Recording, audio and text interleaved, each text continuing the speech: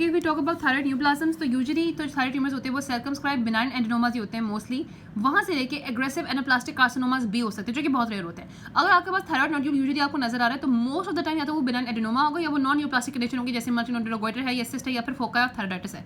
Carcinoma बहुत कम होता है, only 1% of the solitary thyroid nodules में होता है। इसका क्राइटेरिया क्या होता है कि आपके पास अगर सोलिटरी नोड्यूल्स जो है वो आपके पास प्रेजेंट है सिंगल तो वो न्यूप्लास्टिक हो सकते हैं। अगर आपके पास वेरी यंग यानी कि लेस देन 20 या मोर देन यानी कि 70 में होते हैं तो वो भी न्यूप्लास्टिक हो सकते हैं। अगर मेल्स में है तो वो न्यूप्लास्टिक हो सकते हैं। रेडिएशन की हिस्ट्री है या आपके पास हॉट नोड्यूल्स है जो कि आप ऑब्टेन कर रहे हैं तो वो बिनाइन होते हैं यूजुअली, ठीक है।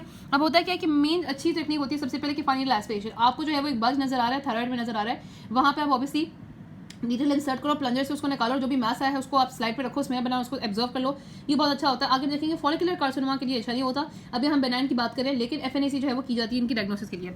अब जो एडेनोमास होते हैं आपके पास यूजुअली बेनाइन होते हैं, ठीक है, जो कि these are actually benign neoplasms of the follicular epithelium, ठीक है ना। फॉलिकुलर एपिथेलियम होती है उसका होता है यूजुअली। आपने रखना कि जो फॉलिकुलर एडेनोमास होते हैं क्लिनिकली और मॉर्फोलॉजिकली अगर वहाँ पे आपको एक सोलिटरी नोड्यूल मिल रहा है तो उसको बड़ा मुश्किल होता है क्लिनिकली और morphologically to differentiate from the follicular carcinomas and multinodular goitre, ठीक है, under unless it start producing hormone और फिर वो टॉक्सिक एडेनोमा बन जाता है, फिर उसमें आपको सिम्टम नजर आने शुरू हो जाते हैं। पैथोजेनेसिस क्या होती है यूजुअली वो कहते हैं कि टीएसएच के रिसेप्टर सिग्नलिंग पाथवे में कोई ना कोई ड्राइवर म्यूटेशन आ जाती है, या तो टीएसएच रिसेप्टर में आ जाती है या फिर जो ग्नास म्यूटेशन होती है ना जिसकी वजह से वो एक्टिव रहता है और वहाँ पे आ जाती है, तो उसकी वजह से वो ग्लैंड होता है वो टीएसएच स्टिमुलेशन के बगैर जो है वो थायराइड प्रोड्यूस कर रहा होता है, आपको सिम्टम नजर आते हैं, वो हॉट ग्लैंड भी बन जाता है और टॉक्सिक एडेनोमा की ये अच्छा वो कहते हैं कि बहुत सारे मल्टीनोडुलर टॉक्सिक एडेनोमा में जहाँ पे हमने कहा था कि आगे बस 10 साल बाद वहाँ पे भी एक ऑटोनोमस नोड्यूल बन जाता है, उसकी भी शायद यही होगी कि ड्राइवर म्यूटेशन आ जाती है, ठीक है। और साथ हमने कहा कि यहाँ पे minority of the non functioning follicular adenoma में क्या होता है लेस देन 20% में रास म्यूटेशन भी होती है। यूजुअली जो रास म्यूटेशन होती है वो कार्सिनोमा में ज़्यादा होती है।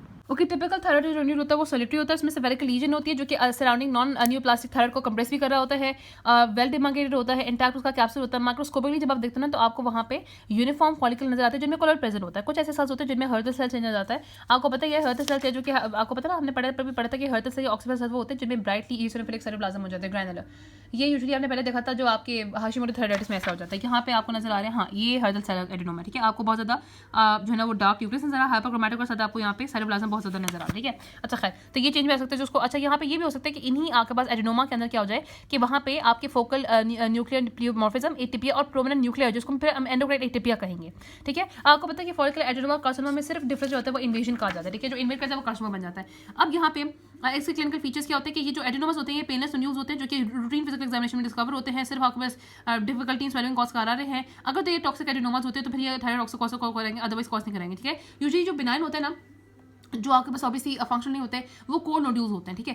और जो कोल्ड नोड्यूल्स होते हैं they most commonly they cause malignancy, ठीक है। यूजुअली मतलब वो शो कर होते हैं मैलिग्नेंसी। जो वार्म या हॉट नोड्यूल्स होते हैं सिर्फ ये आपके पास यूजुअली जो है वो आपके पास बिनाइन ट्यूमर शो करे होते हैं, ठीक है। वार्म मतलब है कि वो आपके पास रेडियो अपटेक कर रहे हैं, ठीक है। और बाकी उनको अल्ट्रासोनोग्राफी में और एफएनएसी में इसको डायग्नोस कर सकते हो और बाकी ऑब्वियसली सर्जिकल रिमूवल भी कर सकते हो। एडेनोमा की प्रोग्नोसिस भी अच्छी होती है। और वजह कार्सिनोमास में जो कार्सिनोमास होता है ना ये बहुत वेरी कर सकते हैं। तो अब नीचे 5 तरह के आपके पास कार्सिनोमास होते हैं। इनका रिस्क क्यों बढ़ गया है पिछले सालों में, क्योंकि इनके आपकी रेडिएशन की एक्सपोजर की वजह से। पेपिलरी कार्सिनोमा होता है 75 टू 85% है, फॉलिकुलर कार्सिनोमा 5 to 15%, मेलिनरी कार्सिनोमा 5% और फिर एनाप्लास्टिक अनडिफरेंशिएटेड जो कि सबसे खतरनाक होता है उसका सबसे कम होता है, शुक्र लगा। अब इसमें म्यूटेशन क्या क्या हो सकती है आपके पास ना, एक्चुअली 2 तरह के बातें होते हैं। एक आपको पता है रास मैप होता है आपके पास यहाँ पे रास मैप के पाथवे, ठीक है।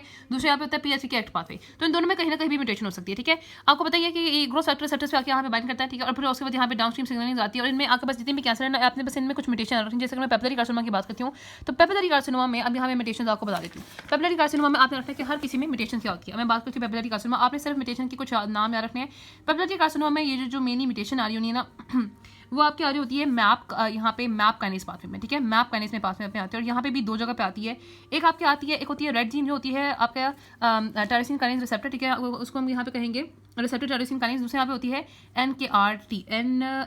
NTRK1, ठीक है। NTRK1 ये आपकी होती है न्यूरोट्रोफिक टायरोसिन काइनेज रिसेप्टर 1, ठीक है। इसमें आपके पास म्यूटेशन आ सकती है नंबर 1, ठीक है। और नंबर 2 यहाँ पे म्यूटेशन आ सकती है आपके पास ब्राफ में इसमें आ सकती है कि आपके पास यहाँ पे ड्राइवर म्यूटेशन जो आगे आती है पेपिलरी कार्सिनोमा में मोस्ट कॉमन है। आपने बस ये रखनी है यहाँ पे कि मैंने कहा यहाँ पे कि मैप काइनेज पाथवे में रेड में यानी कि रिसेप्टर टायरोसिन काइनेज में, दूसरे यहाँ पे NTRK1 है न्यूरोट्रोफिक टायरोसिन काइनेज रिसेप्टर में आ जाती है और ब्राफ में आ जाती है। उसके बाद यहाँ बात करूँगी फॉलिकुलर कार्सिनोमा।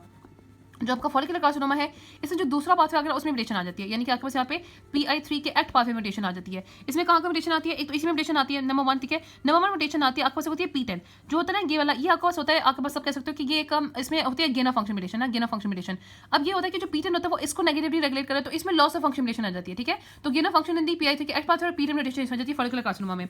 और इसके अलावा वो कहते हैं कि फॉलिकुलर कार्सिनोमा में ट्रांसलोकेशन भी हो जाती है Q13 to Q25 ट्रांसलोकेशन जो कि पार्क की वजह से होती है। और वो कहते हैं कि इसमें यहाँ पे जो है ना वो ऑक्सीजन प्रोलिफरेटर फाइब्रोसिस वगैरह भी होता है, ये वाले अपने कंडीशन ज़्यादा रखते हैं। इसको यहाँ पे जान कि आपके पास जो है एनाप्लास्टिक कार्सिनोमा एनाप्लास्टिक कार्सिनोमा जो सबसे इंपॉर्टेंट होता है ना, वो कहता है कि वैसे तो रास भी होता है, पीआई की सीसी भी होता है, लेकिन सबसे इंपॉर्टेंट होती है TP53, ठीक है। एनाप्लास्टिक में TP53 आपने रखनी है। और आपके जो मेडुलरी कार्सिनोमा होता है उसमें आपने रखना है कि मेन टू ए में, मेन टू बी में बहुत ज़्यादा होता है। उसके अलावा यहाँ पे आपके पास रेड प्रोटोऑन्कोजीन, ठीक है, उसमें भी आपके पास यहाँ पे रेड प्रोटोऑन्कोजीन में म्यूटेशन होती है। रेड प्रोटोऑन्कोजीन हमने पहले भी पढ़ी है, कहाँ पे, ये वाली पेपिलरी थायराइड कार्सिनोमा में। और यही रेड प्रोटोऑन्कोजीन जो है वो मेडुलरी थायराइड कार्सिनोमा में भी इन्वॉल्व होती है। इसमें भी ऑब्वियसली प्रोटोऑन्कोजीन है ना, तो अब इसी वो हो जाती है आपकी क्या कहते हैं गेन ऑफ फंक्शन म्यूटेशन, ठीक है। आपने मेडुलरी का याद रखना है। तो मैंने क्या बताया यहाँ पे, अभी जो एनाप्लास्टिक है, एनाप्लास्टिक में भी आपके पास जो है एनाप्लास्टिक जो कार्सिनोमा है, इसमें आपके पास सबसे इंपॉर्टेंट होती है TP53 जो होती है ना, जो गार्डियन ऑफ द जीन होती है। इसमें जो लॉस ऑफ फंक्शन म्यूटेशन जाती है। उसके बाद जो मेडुलरी कार्सिनोमा होता है, इसमें एक तो आपने रखना है कि जो मेन होता है ना, मेन टू ए और MEN two B MEN two A और टू बी सी के साथ एसोसिएटेड होती है। और दूसरा आपके पास रेड जीन, इसमें भी आपके पास यहाँ पे जो रेड जीन होती है, इसमें यहाँ पे गेन ऑफ फंक्शन म्यूटेशन। तो पेपिलरी कार्सिनोमा में मैप करें इस पाथवे रेड और NTRK1 और ब्राफ म्यूटेशन, डर्म म्यूटेशन। फॉलिकुलर कार्सिनोमा में PI3 के एक्स पाथवे P10 और एनाप्लास्टिक में TP53 और मेडुलरी में आपने MEN two A MEN two B रखनी है। बाकी आपको पता है, मैं एनवायरमेंट फैक्टर मैंने बता दिया। जैसे जब चेरनोबिल ट्रेजेडी हुई थी ना, तो वहाँ पे आयनाइजिंग रेडिएशन इतनी ज़्यादा एक्सपोज हो गई थी कि वो बच्चों को जिनको एक्सपोजर हुई थी वहाँ पे कार्सिनोमा के रिस्क बढ़ गया था, ठीक है। इसमें रिस्क बढ़ जाता है रेडिएशन की वजह से। और इसके बाद थायरोग्लोसल सिस्ट है ना, उसकी वजह से भी रिस्क बढ़ जाता है कैंसर का, खासतौर पे कार्सिनोमास का। ओकिनोपेपिलरी कार्सिनोमा मोस्ट कॉमन टाइप, जैसे कि हम बता चुके हैं। सॉलिटरी मल्टीफोकल लीजन हो सकती हैं, जो कि यूजुअली वेल सर्कमस्क्राइब्ड होती हैं, इनकैप्सुलेटेड होती हैं, बट इन्वेड भी कर सकते हैं, जैसे मैंने कहा कि कार्सिनोमा है। और ऑब्वियसली इनडिफाइंड मार्जिन भी हो सकता है। पेपिलरी फोकाई सबसे ज़्यादा कॉमन चीज़ होती है कि इनके पास पेपिलाई होते हैं, ब्रांचिंग पेपिलाई, जिनका फाइब्रोवास्कुलर स्ट्रोक होता है, ठीक है। अब ये आपको आई विल शो यू कि ये आपका ब्रांचिंग पेपिलाई है, ठीक है। ब्रांचिंग पेपिलाई अंदर यहाँ पे फाइब्रोवास्कुलर स्ट्रोक है, ये आपकी वेसल नजर आ रही है। और ये आपको जो पिंक पिंक है, ये फाइब्रस टिश्यू है, ठीक है। ये स्ट्रोक होता है इनका, ट्यूबरकुलर एपिथेलियल सेल्स उनको कवर करे होते हैं। आपके पास 2 या मल्टी लेयर हो सकती हैं। Well differentiated uniform orderly tubercular cells होते हैं, जो कि यूजुअली इनको कवर करे होते हैं। तो पहले तो चीज़ होगी कि इनके ब्रांचिंग पेपिलाई होते हैं, ठीक है। फिर इनका न्यूक्लियर बहुत टिपिकल होता है। इनका न्यूक्लियर को ऑप्टिकली ग्लास यानी कि ऑप्टिकली क्लियर या ग्लासी जो है वो अपीयरेंस होती है। यू कैन सी ओवर है कि ऑप्टिकली क्लियर ग्लासी अपीयरेंस होती है। ये आपके पास बिल्कुल क्लियर है, बिल्कुल ट्रांसपेरेंट, जिस तरह ग्लास ट्रांसपेरेंट होता है ना, यहाँ पे आपको नजर आ रहा है ऑप्टिकली क्लियर अपीयरेंस होती है। और इनकी न्यूक्लियर के अंदर एक बहुत इंपॉर्टेंट चीज़ होती है, ये जो इनका न्यूक्लियर होता है ना, इनके अंदर वो होती है इंट्रा न्यूक्लियर, आपके पास ना वो होती हैं इंक्लूजन्स होती हैं, और साथ यहाँ पे वो होते हैं ग्रूव्स होते हैं, ठीक है। जैसे कॉफी बीन के अंदर ग्रूव्स होते हैं ना, उस तरह के इसमें ग्रूव्स होते हैं। You can see over show you कि ये आपको नजर आ रही है, इस तरह के यहाँ पे ग्रूव्स होते हैं, जैसे कॉफी बीन के अंदर ग्रूव्स होते हैं, उस तरह के इंट्रा न्यूक्लियर ग्रूव्स होते हैं। और ये आपको नजर आ रही है इंक्लूजन बॉडीज। तो ये इंट्रा न्यूक्लियर इंक्लूजन्स और इंट्रा न्यूक्लियर के अंदर ग्रूव्स होते हैं। इनकी न्यूक्लियर की बात होगी। इसके अलावा यहाँ पे होता है समोमा बॉडी। समोमा बॉडी होती है कंसेंट्रिक क्लासिफिकेशंस। तो आपको यहाँ पे कंसेंट्रिक क्लासिफिकेशंस भी मिलती हैं, ठीक है। कंसेंट्रिक क्लासिफिकेशन जिस तरह यहाँ पे मिलती है, आई थिंक सो यहाँ पे, हाँ, ये आपको कंसेंट्रिक क्लासिफिकेशन मिलती है, ठीक है। This is the concentric classification. Calcium आपको ब्लू नजर आता है, ठीक है। डिस्ट्रॉफिक क्लासिफिकेशन होती है ना आपके पास, तो कैल्शियम यूजुअली ब्लू नजर आता है। तो कंसेंट्रिक क्लासिफिकेशन समोमा बॉडी की फॉर्म में आपको यहाँ पे मिलती है। यूजुअली ये वो ट्यूमर होता है जो कि मेटास्टाइज करता है सर्वाइकल लिम्फ नोड्स में, और हाफ ऑफ द केस में ये सर्वाइकल लिम्फ नोड में मेटास्टाइज कर जाता है। और इसकी ये इन्वेड भी करता है, ठीक है ना, ये इन्वेड कर लेता है। वो कहते हैं कि ये आपके पास यूजुअली इंट्राथोरल लिम्फेटिक्स को इन्वेड कर जाता है, लेकिन ब्लड की इन्वेजन इसकी रहे, लेकिन इंट्राथोरल लिम्फेटिक्स को ये कर जाता है, ठीक है। फोका में आता है, ब्लड में काम करता है। और बाकी में कहते हैं इसका इनकैप्सुलेटेड वेरिएंट भी हो सकता है। और जो आगे हम देखेंगे जो इसका इनकैप्सुलेटेड वेरिएंट होता है ना, जिसको यहाँ पे फॉलिकुलर वेरिएंट कहते हैं, कि इतना ज़्यादा इसका इनकैप्सुल होता है कि वो मेटास्टाइज करता नहीं, तो उसको यहाँ पे हमें यूजुअली एक बिनाइन कंडीशन करनी चाहिए, इसको हमने मेलिग्नेंट करनी नहीं चाहिए। अच्छा, फीचर क्या होता है, नॉन फंक्शनल पेनस मैस होता है, और यूजुअली आपके पास मेटास्टाइज भी करता है सर्वाइकल लिम्फ नोड्स में 95%। अच्छा, इसका जो सक्सेस रेट है वो बहुत अच्छा है, सक्सेस रेट काफी अच्छा है, यानी कि 10% सर्वाइवल रेट 95% प्रोग्रेस काफी अच्छा है। हमारे स्पेट यूजुअली कम होता है तो लंग्स में होता है। बाकी हमने कहा कि इसका जो एज, मतलब इसका हमने कहा यूजुअली का होता है यहाँ पे, ये जो होता है ना, ये किसी भी एज में हो सकता है, ऑल एज में, all ages are possible in this one, ठीक है। और दूसरा ने ये रखना है यहाँ पे कि इसमें जो है ना वो डिपेंड लेकिन करता है, ये आपके पास ओल्डर एज में ज्यादा प्रॉब्लम आ सकती है, और अगर एक्स्ट्रा थोड़ा एक्सटेंशन है तो प्रॉब्लम आ सकती है, अगर डिस्टेंट मेटास्टेसिस है तो प्रॉब्लम इसमें आ सकती है, ठीक है। तो आपने इसके हॉलमार्क फीचर्स इसमें अपने रखने हैं। यहाँ पे आपको पेपिलाई नजर आ रहे हैं, ठीक है, ये आपको पेपिलाई नजर आ रहे होते हैं, ग्रॉसी भी आपको पेपिलाई नजर आ रहे होते हैं, और माइक्रोस्कोपी में तो आपको पेपिलाई नजर आते ही है। हियर यू कैन सी आपको यहाँ पे पेपिलाई नजर आ रहे हैं, ये भी पेपिलाई नजर आ रहे हैं, ठीक है। तो आपने इसका पेपिलाई रखना है, न्यूक्लियर पेरेंट्स रखनी है, of any ground glass inter nuclear inclusion और न्यूक्लियर जो ग्रुप्स होते हैं, सोमा बॉडीज, और इसके अलावा जो इन्वेजन होती है, उसके अलावा फॉलिकुलर वेरिएंट। हम आ जाते हैं फॉलिकुलर कार्सिनोमा में। ओके, जस्ट एक मिनट में हम डिफरेंस देख लेते हैं। अब देखो पेपिलरी कार्सिनोमा, ठीक है, सबसे ज़्यादा कॉमन कौन सा पेपिलरी 75 to 80, 10 to यहाँ पे एक्चुअली 85 है, 15 to 10 है, और ये आपके पास यहाँ पे 5 फिर ये लेस देन 5 हो जाएगा। एज अगर देखें तो ये सारे एजेस में हो सकता है पेपिलरी, ये मिडिल एज में, ये भी मिडिल एज में, और ये आपके पास मेनली एनाप्लास्टिक होता है जो ओल्ड एज में सकता है। अगर हम देखें इंसिडेंस तो ये आपके पास 3:1 फीमेल, ठीक है, फीमेल टू मेल यहाँ पे होता है 3:1, 2.5:1। इसका आपके पास ये वाहिद है जो कि 1:1 होता है, और ये आपके पास 1.5:1, ठीक है। उसके बाद यहाँ पे जो रेडिएशन एज रिस्क फैक्टर, तो इसमें मैक्सिमम यहाँ पे होता है, यहाँ पे भी प्रेजेंट होता है, यहाँ पे इतना रेडिएशन का रिस्क फैक्टर की वजह से नहीं होता, और यहाँ पे भी प्रेजेंट होता है, ठीक है, लेकिन मैक्सिमम यहाँ पे होता है। जेनेटिक इन्फॉर्मेशन मैंने बताया था कि पेप्सिडरी कार्सिनोमा में मेनली आपके पास कौन सी होती है, आपके पास मैप काइनेज, रेट और एनटीआर की न्यूरोट्रोफिक टायरोसिन काइनेज रिसेप्टर और ब्राफ जीन यहाँ पे ज़्यादा इंपॉर्टेंट होती है। फोलिकुलर कार्सिनोमा में पीएच के एच पाथवे और पी10 ठीक है वाली ज़्यादा इंपॉर्टेंट होती है और यहाँ पे रास भी लिखा हुआ है।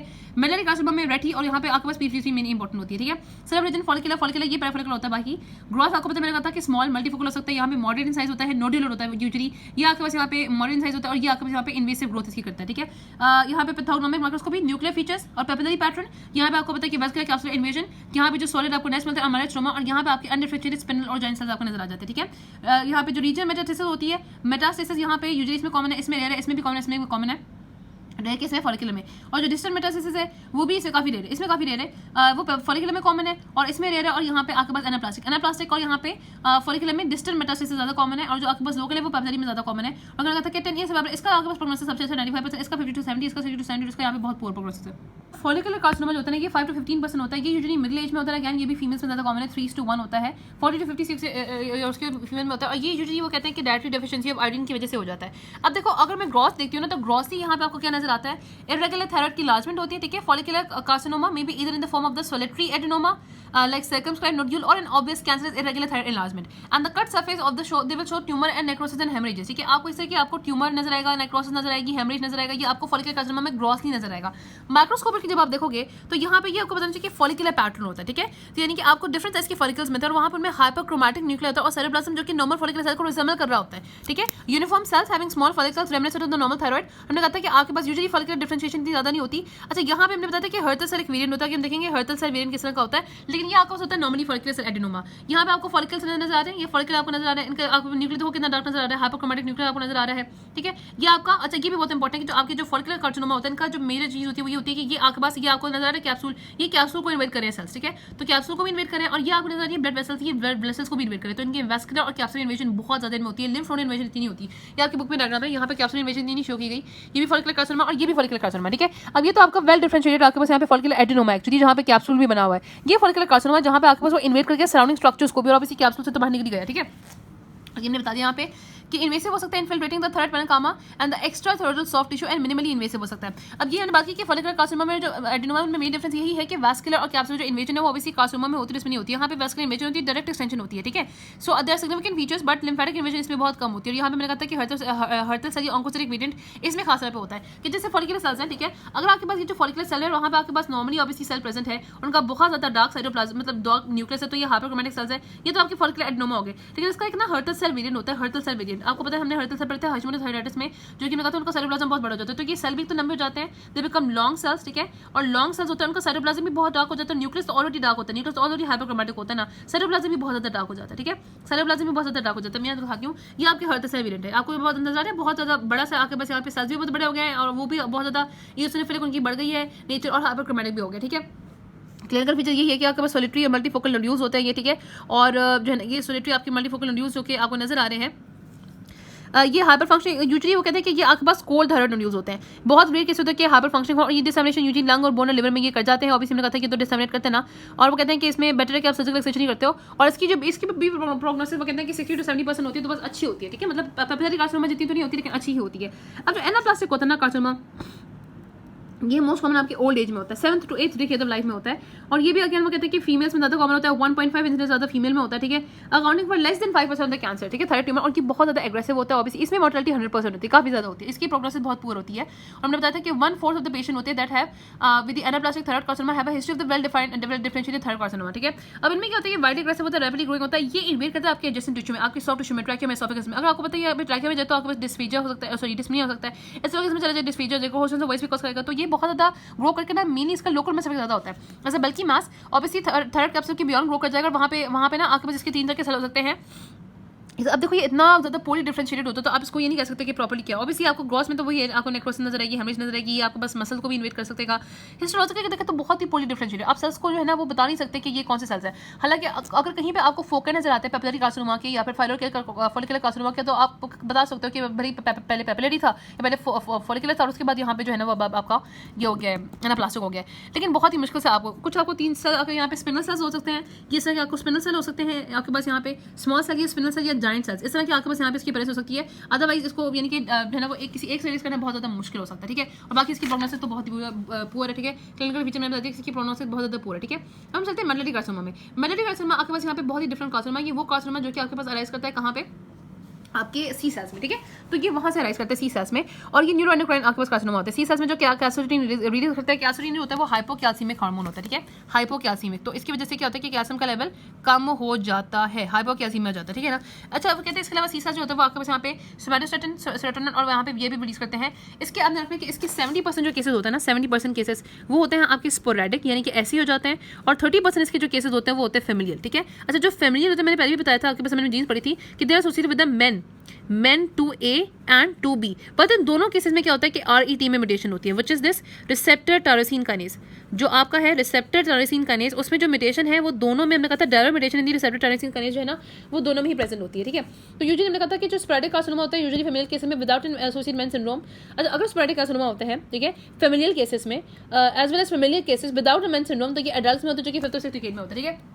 अब इसकी मॉर्फोलॉजी क्या होती है कि आपकी या तो सोलिटरी या फिर मल्टीफोकल नोड्यूल, जैसे मैंने पेप्टाइड में कहा था सोलिटरी पे हो सकता है, मल्टीफोकल पे हो सकता है। मल्टी सेंट्रिसिटी वो कहता है कि फेमिलियल केसेस में होती है, कि वहाँ पे आपको ना अभी हम देखते हैं कि मल्टी सेंट्रिक का क्या मतलब है कि आपको हो सकता है कि थायराइड के पैरेन्काइमा में मल्टी सेंट्रिक सी सेल्स नजर आए, तो हो सकता है कि वो ये डिनोट करो कि थायराइड से वो शुरू ही और आपके पास यहाँ तक आ गया, ठीक है। लेकिन अगर मैं इसकी बात करूँ तो यहाँ पे पैटर्न के साथ यहाँ पे आपको नेस्ट नजर आते हैं, ये ना आपके सेल्स के नेस्ट पड़े हुए हैं, these are actually nest of the tumour cells, और इनका ऑर्गेनॉइड पैटर्न भी होता है। और आपके पास अंदर जो आपके पास पीछे स्ट्रोमा, तो वो आपके पास अमाइलॉइड स्ट्रोमा होता है, ठीक है। अमाइलॉइड स्ट्रोमा होता है पिंक कलर का, और यहाँ पे आपको कैल्सिफिकेशन के भी डिपॉजिट नजर आते हैं, जहाँ भी आपको कैल्सिफिकेशन रहती है वो ब्लू कलर का होगा, ठीक है। तो आपके पास क्या, अच्छा यहाँ इवन की इस पूरे में आपको कैल्सिफिकेशन भी नजर आता है, सेल के अंदर भी, सेल प्लाज्म के अंदर भी, और सेल के आपके पास यहाँ पे बाहर भी, ठीक है। तो यूजुअली वो कहते हैं कि पॉलीगोनल 2 स्पिनल शेप सेल्स होते हैं जो कि नेस्ट में या ट्यूबैक्ली में या फॉलिकल में अरेंज होते हैं। हमारा डिपॉजिट बहुत ज्यादा इंपॉर्टेंट चीजें होती है, यहाँ पे आपको बुक में जो है ना वो इस तरह से नजर आएगा, ठीक है। हमारा स्ट्रोमा होगा, कैल्सिफिकेशन होगी, ठीक है। हमारा हमने कहा था कि usually it can be demonstrated by the immunostaining या फिर कैल्सिटोनिन, और समोमा बॉडी यहाँ पे नहीं होती। अब कहते हैं कि आपको तो यहाँ पे अमाइलॉइड भी पिंक नजर आ रहा है, तो अमाइलॉइड आप कैसे देखोगे, अगर आप अमाइलॉइड को कॉन्ग्रुएंट पे देख रहे हो तो आपको यहाँ पे एप्पल ग्रीन नजर आता है अमाइलॉइड, तो आप यहाँ पे अमाइलॉइड अप्रिशिएट कर सकते हो, ओनली वन विद अमाइलॉइड यहाँ पे होता है। दूसरा एक बहुत इंपॉर्टेंट चीज है कि Mallory carcinoma is the only one जहाँ पे मेल टू फीमेल इंसिडेंस जो है कॉमन है, ठीक है। मेल टू फीमेल इंसिडेंस बिल्कुल सेम है, मेल में भी सेम है, फीमेल में भी सेम है, ठीक है। बाकी हमने बताते हैं यहाँ पे रेड म्यूटेशन होती है। ओके गाइस, जल्दी से पैराथायरॉइड ग्लैंड में कर लेते हैं। आपको पता है ये आपके जो थायराइड ग्लैंड के पीछे 4 आपके पास पैराथायरॉइड ग्लैंड पड़े होते हैं, फ्रेंजल पाउचेस साथ थाइमस वाली जगह पे होते हैं, करने की जरूरत नहीं है। आपको पता है चीफ सेल और ऑक्सीपिटल सेल इसमें होते हैं, चीफ सेल मिले होते हैं जो कि पीरियड्स प्रोड्यूस कर रहे होते हैं। अब नॉर्मली पैराथायरॉइड ग्लैंड का काम क्या होता है कि पैराथायरॉइड हार्मोन रिलीज करे जो कि आपके पास कैल्शियम की फ्री लेवल को रेगुलेट करता है। जब भी कभी कैल्शियम का लेवल कम होता है तो ये रीनल ट्यूबुलर एग्जॉशन कैल्शियम की बढ़ा देता है, फॉस्फेट एक्सक्रीशन बढ़ जाती है ताकि फॉस्फेट कैल्शियम से कंबाइन ना करे, वो क्रिस्टल्स ना बने और वो कैल्शियम के लेवल को कम ना कर दे। विटामिन डी के एक्टिव फॉर्म बने ताकि वो उसको किडनी जीआईटी से रिअब्सॉर्ब करे। उसके अलावा ऑस्टियोक्लास्ट एक्टिविटी बढ़ती है ताकि बोन रिजॉर्प्शन और वहाँ से भी कैल्शियम जितने भी उसके कैल्शियम क्रिस्टल्स होते हैं ना जो हाइड्रोक्सिल एपेटाइट उसमें से कैल्शियम वगैरह निकले, ठीक है। तो ओवरऑल यहाँ पे पीटीएच का ये काम होता है। अब हाइपरपैराथायरॉइडिज्म में क्या हो सकता है कि आपके पास ऑब्वियसली यहाँ पे पीटीएच है वो सिकीशन ज़्यादा हो जाए, जो कि प्राइमरी हो सकता है, सेकेंडरी हो सकता है। प्राइमरीली हमने कहा था कि आपके पास जब हाइपरपैराथायरॉइडिज्म होता है तो इसमें आपको पता नहीं चाहिए कि most of the time adenoma की वजह से होता है 85 to 90%, 5 to 10% यहाँ पे हाइपरप्लेजिया की वजह से, सिर्फ 1% कार्सिनोमा की वजह से। आपने इसमें 2 चीज़ें रखो, यहाँ पे साइक्लिन डी 1 की रीअरेंजमेंट हो सकती है 40% ऑफ केसेस में, और मैन 1 म्यूटेशन 22% म्यूटेशन में। मॉर्फोलॉजी कोई खास नहीं होती है, आपके पास यहाँ पे एडेनोमा ही होता है, ठीक है। और वहाँ पे वेल सर्कमफ्लाइज सॉफ्ट एंड नोड्यूल होता है जो कि डेलिकेट कैप्सूल होता है, और ऑब्वियसली यहाँ पे जो है ना वो एक सिंगल ग्लैंड होता है, यूजुअली बहुत सिंगल ग्लैंड इन्वॉल्व होते हैं, और ये भी हो सकता है कि एक ग्लैंड इन्वॉल्व हो, बाकी ग्लैंड जो है उनके अपने साइज में रिड्यूस हुई हुई है, उसमें फीडबैक इनहिबिशन जारी हो, ठीक है ना। आपको पता है कि ऑब्वियसली पीटीएच ट्रिपिंग ग्लैंड को जाके फीडबैक इनहिबिशन देता है। अब यहाँ पे आपको ये नजर आएगा कि चीफ सेल जैसे नजर आएंगे, हो सकता है अगर आपके पास एडेनोमा बहुत बड़ा हो, जैसे वो कहता है एडेनोमा 0.5 to 5 ग्राम का होता है, तो बाकी इसने सेल को जो है वो एक साइड पे किया हुआ है कैप्सूल के थ्रू, और एटीपीआ हो भी सकता, नहीं भी हो सकता, प्रीमॉर्फिक न्यूक्लियर हो भी सकता, नहीं भी हो सकता, ठीक है। 2 तरह के हाइपरप्लेजिया, चीफ सेल हाइपरप्लेजिया और वाटर क्ले सेल हाइपरप्लेजिया। अगर आपको यहाँ पे वहाँ पे मतलब यहाँ पे ग्लाइकोजन डिपोजिशन जाती है सेल साइटोप्लाज्म के अंदर, तो आपको चीफ सेल हाइपरप्लेजिया के साथ साथ वाटर क्लियर हाइपरप्लेजिया ही मिलेगा। अब पैराथायरॉइड कार्सिनोमा बहुत ज़्यादा रेयर होता है, इसमें आपके पास 10 ग्राम का वेट हो जाता है, और वो ग्रे वाइट इरेगुलर से मैस होते हैं, और इनका नोडुलर या ट्यूबैकुलर पैटर्न हो सकता है, ठीक है। और वो कहते हैं कि आप इसी बेस पर कर सकते हो कि जो भी इन्वेट करा या मेटास्टेसाइज करा वो कार्सिनोमा कॉज कर रहा है, ठीक है। स्केलेटल चेंज में कहा था कि आपके पास स्केलेटल में क्योंकि आपके पास ऑस्टियोक्लास्ट एक्टिविटी बढ़ जाती है, ठीक है, और वहाँ पे लॉन्ग बोन जो होती हैं उनकी शाफ्ट्स में जो है वो यहाँ पे ऑस्टियोक्लास्ट एक्टिविटी बढ़ जाती है। और बात क्या होता है कि पहले ऑस्टियोक्लास्ट एक्टिविटी बढ़ती है तो कॉरेस्पॉन्डिंग ऑस्टियोब्लास्टिक एक्टिविटी बढ़ती है, और उसकी वजह से सिस्टिक स्पेस बन जाती है बोन में, तो उसकी वजह से क्या होता है ऑस्टियाइटिस फाइब्रोसिस सिस्टिका, ये प्राइमरी हाइपरपैराथायरॉइडिज्म में आपने याद रखना है, ये हो जाता है, ठीक है। और बाकी हमने कहा था कि ऐसा भी हो जाता है कि this collection of osteoclast and giant cells and haemorrhage, जिसको यहाँ पे ब्राउन ट्यूमर कहते हैं, ऑस्टियोक्लास्ट जाइंट सेल और हेमरेज। रीनल चेंजेस में आपके पास नेफ्रोडिथियासिस और नेफ्रोकैल्सिनोसिस हो सकता है, मेटास्टेटिक कैल्सिफिकेशन भी हो सकती है, कैल्शियम बढ़ जाता है, तो ऑब्वियसली वो हर जगह जाके स्प्रेड हो सकता है। अच्छा, अब हमने कहा कि ये भी ऐसे करने की जरूरत नहीं है। हम यहाँ पे देख लेते हैं कि आपके पास ना क्लिनिकल फीचर्स में क्या होता है कि यूजुअली ये वुमेन में होता है, ठीक है। ऑब्वियसली यहाँ पे हाइपर कैल्सीमिया होगा, तो हाइपर कैल्सीमिया की जो भी साइन एंड सिम्पटम्स होते हैं वो आपको नजर आएगा।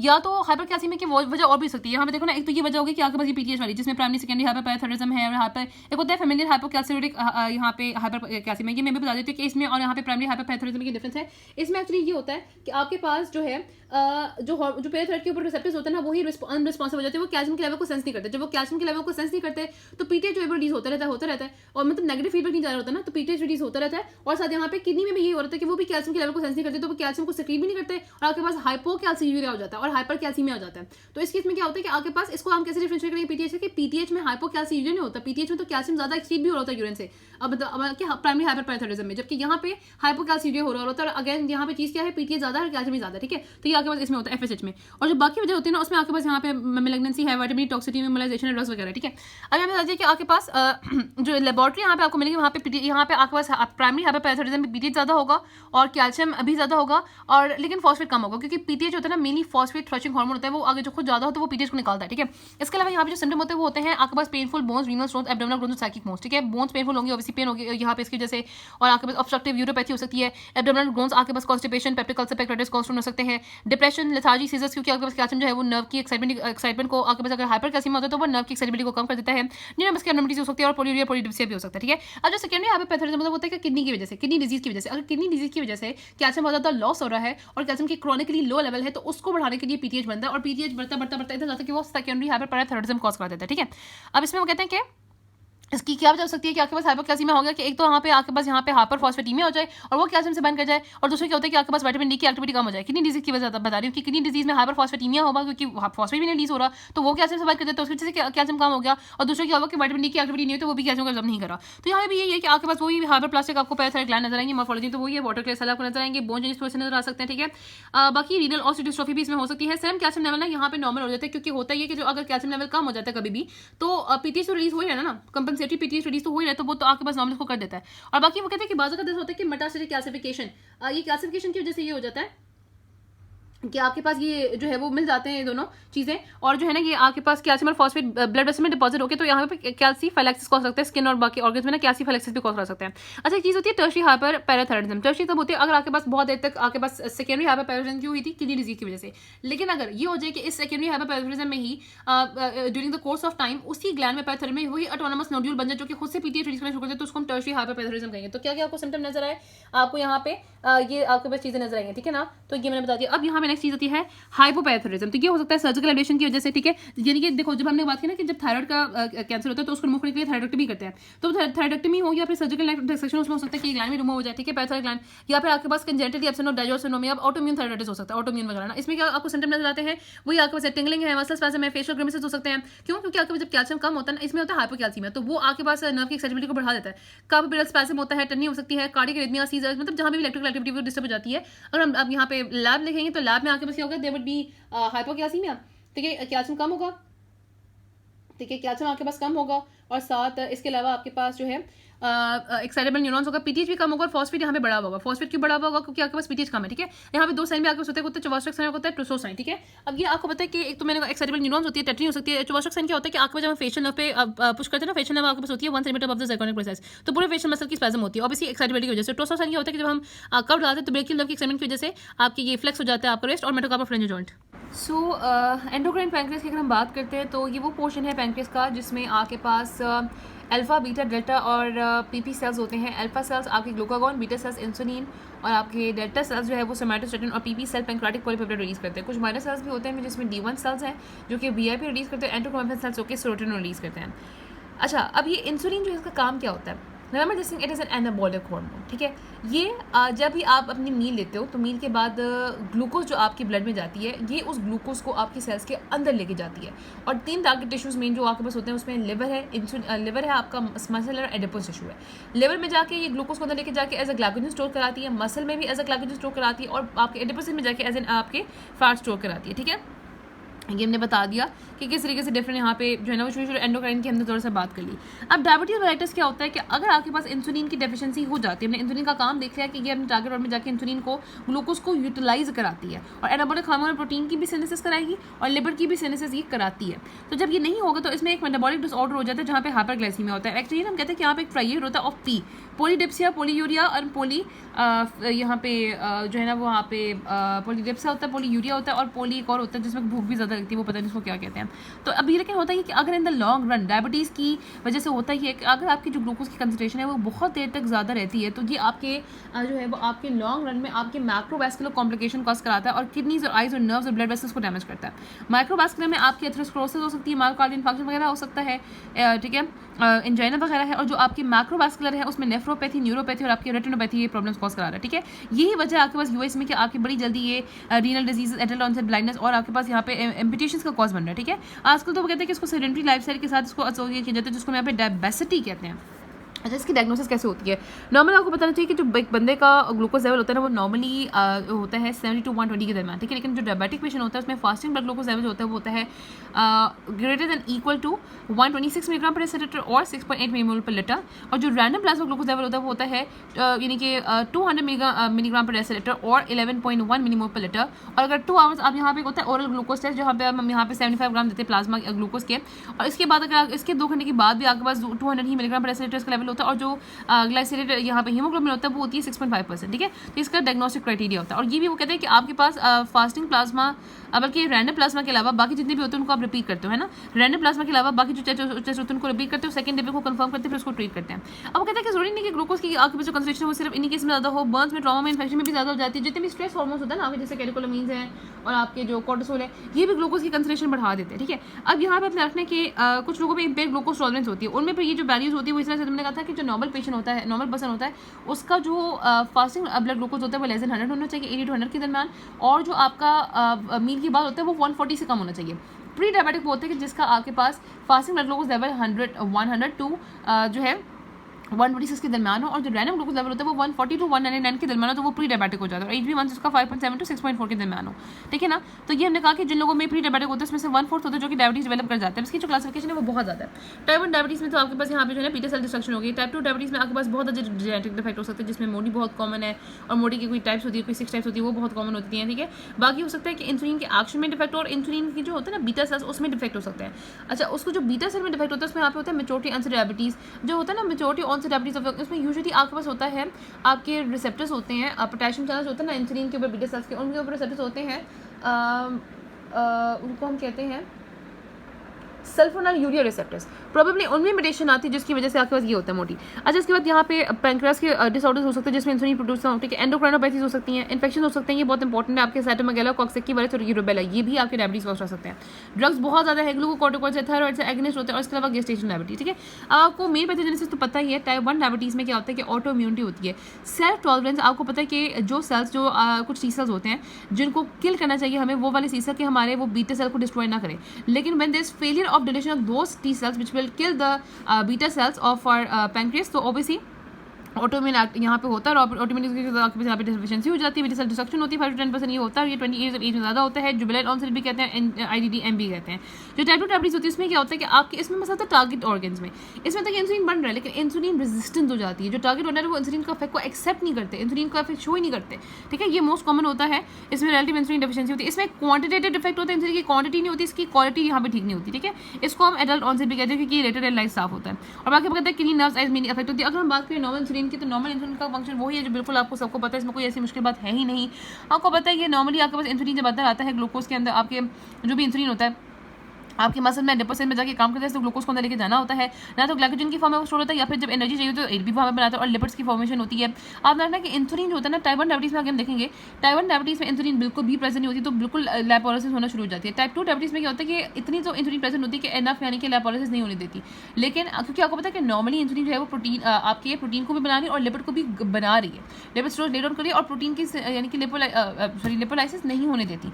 लेकिन जब इंसुलिन डिस्ट्रक्शन हो जाती है तो लिपोलाइसिस होती है और आपके पास प्रोटीन लिपिड की सिंथेसिस जो है वो कम हो जाती है। ठीक है, साथ ही डीएनए की फंक्शन को मेंटेन कर रही होती है, इंसुलिन रिड्यूस भी करती है, आपके पास ग्लूकोज की प्रोडक्शन को भी रिड्यूस करती है। आपको पता है कि एक्चुअली ये जो हार्मोन होता है ये मील का हार्मोन होता है। जब आप मील लेते हो तो मील के बाद इंसुलिन आता है जो कि आपके पास जितनी ग्लूकोज को ब्लड के अंदर लेके जाता है, उसके बाद यहाँ पे ग्लूकोगॉन आता है, ग्लूकोगॉन आके ग्लूकोज के लेवल्स को बढ़ाता है। कैसे बढ़ाता है? आपका ग्लूकोगॉन बढ़ाता है ग्लूकोनेजेनेसिस को करके, ग्लाइकोजेनोलाइसिस कॉज करा के। ठीक है, जब भी फास्टिंग होता है, इसका मतलब है कि जितने भी आपके फास्टिंग लेवल होता है ना ग्लूकोज के, वो आपका हेपाटिक ग्लाइकोगॉन फंक्शन शो करे कि जो आपके पास ग्लूकोगॉन है किस तरह से उसने लिवर में जाके आपके पास जो है वो ग्लूकोनेजेनेसिस और ग्लाइकोजेनोलाइसिस कॉज करे, ये आपको फास्टिंग लेवल में होता है। अब नॉर्मली क्या होता है जब आप मील लेते हैं ना, तो आपके पास जैसे आप मील लेते हैं तो इंक्रेटिन रिलीज होना शुरू हो जाता है। जो इंक्रेटिन रिलीज होता है वो इंसुलिन को बढ़ाते हैं। आपकी पूरी जीआईटी में ना जीआईटी लाइनिंग से इंक्रेटिन रिलीज होता है। उनका काम 4 फंक्शन होते हैं, इंसुलिन का रिलीज बढ़ाना, ग्लूकोगॉन का रिलीज कम करना, आपकी गैस्ट्रिक एमिटिंग को डिले करना और इसके अलावा सेडेटिविटी बढ़ाना। ठीक है, इस वजह से क्या होता है कि टाइप 2 डायबिटीज में मोस्ट लोगों में क्या होता है कि यही मसला होता है, तो उनकी सेडेटिविटी बढ़ाने के लिए मैं इंक्रेटिन इफेक्ट देने के लिए यहाँ पे ड्रग्स देते हैं। ठीक है, अब हम आ जाते हैं टाइप 1 डायबिटीज के पैथोजेनेसिस में। टाइप 1 डायबिटीज में होता है क्या कि ऑब्वियसली बीटा सेल के जो एंटीजन होते हैं, जो एंडोजेनस बीटा सेल्स होते हैं, उनके खिलाफ आपके पास एंटीबॉडीज बनना शुरू हो जाती हैं। यहाँ पे बीटा सेल में इंसुलिन क्योंकि डिस्ट्रॉय होती है तो इंसुलिन बिल्कुल भी नहीं प्रेजेंट होता, जिसकी वजह से यहाँ पे आपके पास कीटोटिक हाइपरऑस्मोलर कोमा होता है। कीटोटिक कोमा क्यों होता है? यहाँ पे ना एक्चुअली क्योंकि इंसुलिन बिल्कुल भी नहीं है तो आपके पास लिपिड सिंथेसिस बिल्कुल ही ब्लॉक हो गई है और लाइपोलाइसिस यहाँ पे होने लग जाती है, तो फ्री फैटी एसिड बनने लग जाता है। और वो फ्री फैटी एसिड जो होते हैं वो आपके पास बनाते हैं फिर कीटोन बॉडीज, जिसमें एसिटोएसिडिक एसिड है, हाइड्रोक्सीब्यूटारिक एसिड और एसीटोन है, और वो आपके फिर यहाँ पे जो है वो कोमा कॉज कराते हैं। अच्छा, मैंने कहा कि ऑटोइम्यून अटैक होता है। अब ये यूजुअली आपने रखना है कि ये आपके पास मैनिफेस्ट यूजुअली तब होता है जब 90% डिजीज ऑलरेडी डिस्ट्रॉय हो चुका होता है। देखो शुरू में क्या होगा कि पहले तो बीटा सेल मैस जैसे ग्रोथ होती है ना उस बच्चों में जिनमें टाइप 1 डायबिटीज होती है, तो बीटा सेल मैस बनता है, लेकिन उसके बाद क्या होता है कि बीटा सेल जो मैस उसमें कॉन्स्टेंट डिस्ट्रक्शन होती रहती है, उसके बाद आहिस्ता आहिस्ता वो बिल्कुल ही कम हो जाता है। ठीक है, आपके पास 10 to 15 एज में क्या होगा कि थोड़ी सी एपिडोलॉजिकल मैनिफेस्टेशन है, अभी भी इंसुलिन लेवल नॉर्मल है, लेकिन 15 to 20 में क्या होगा कि आपके पास प्रोग्रेसिव इंसुलिन का लेवल कम हो गया, फिर आपके पास 90% जब ये डिस्ट्रॉय हो जाता है तो आपकी मैनिफेस्टेशन भी आती है, ये ग्लैंड भी डिस्ट्रॉय हो जाता है। अब कहते हैं कि इसमें 2 वजह हो सकती है, या तो जेनेटिक ससेप्टेबिलिटी है या एनवायरमेंट मॉडिफिकेशन होती है। जेनेटिक में क्या हो सकता है कि आपके पास हो सकता है कि आपके पास क्रोमोसोम नंबर 6 में जो HLA जीन है उसके ऊपर उसकी रिजल्ट में बनता है MHC2 प्रोटीन। MHC2 प्रोटीन होती है, वो प्रोटीन होती है आपको पता है कि जो T सेल्स को रिकॉग्नाइज करने में हेल्प करती है, कोई सेल फॉरन नहीं है। तो यहाँ पे तो सेल वैसे ही खराब हो जाता है, उनमें MHC प्रोटीन का ही डिफेक्टिव हो जाता है जो कि वो रिकॉग्नाइज करता है। इसमें मेसी जो होती है आपके पास यहाँ पे म्यूटेशन 90-95% वहाँ पे वो होती है चलिए DR3 में और DR4 में। ठीक है ना, और इसके अलावा कहते हैं कि म्यूटेशन हो सकती है आपके पास इंसुलिन की जीन को जो कि बना रही होती है CTLA4 में और PTNPA2 में। ये वही जीन वाली है जो कि आपके पास ग्रेड डिजीज और हाइपरथायराइडिज्म में भी प्रॉब्लम आ जाता है। क्या CTLA4 और PTNPA2। ठीक है ना, तो इसमें यही होता है कि आपके पास फिर यहाँ पे ये वो जीन्स होती है जो कि टी सेल के फंक्शन को नॉर्मल इनहिबिट करी होती है। जब इनमें म्यूटेशन होगी तो ये टी सेल प्रोडक्शन बहुत ज़्यादा हो जाएगा, तो टी सेल आपके पास अपने सेल के बजाय मतलब नॉर्मल दूसरे सेल के बजाय अपने सेल को भी अटैक करना शुरू कर जाएगा।